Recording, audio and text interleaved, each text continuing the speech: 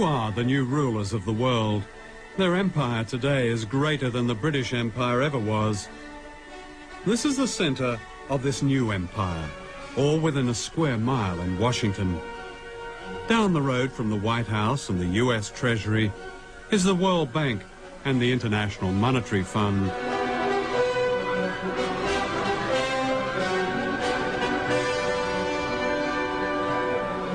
These two bodies are the agents of the richest countries on earth, especially the United States.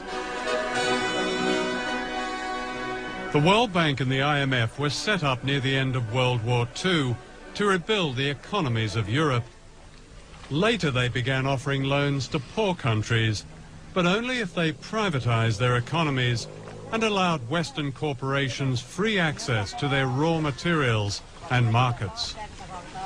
Debt has really been used as an instrument in order for the IMF and the World Bank to get their policies implemented in many developing countries. And we're into a situation now where the poorest countries are in a cycle, a vicious cycle of poverty. They can't get out. And the kind of debt cancellation that's been given still will not allow them to get out of this poverty trap. It's not a question of debt forgiveness, because actually many of the debts were incurred under pressure from the international institutions or were given in collusion with governments which weren't acting in the interests of their people. Let me ask you, do you know the difference between Tanzania and Goldman Sachs? Tanzania is a country that has a gross national product of $2.2 billion and shares it between 25 million people.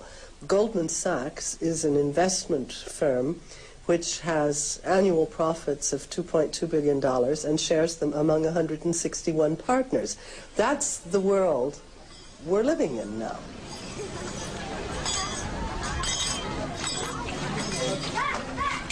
The World Bank says its aim is to help poor people, promoting what it calls global development.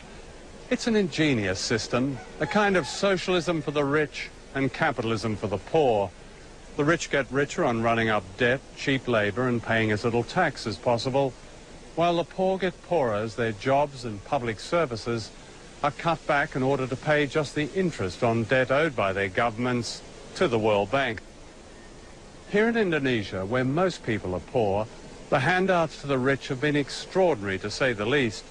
Internal documents of the World Bank confirm that up to a third of the bank's loans to the dictatorship of General Suharto went into the pockets of his cronies and corrupt officials. That's around $8 billion.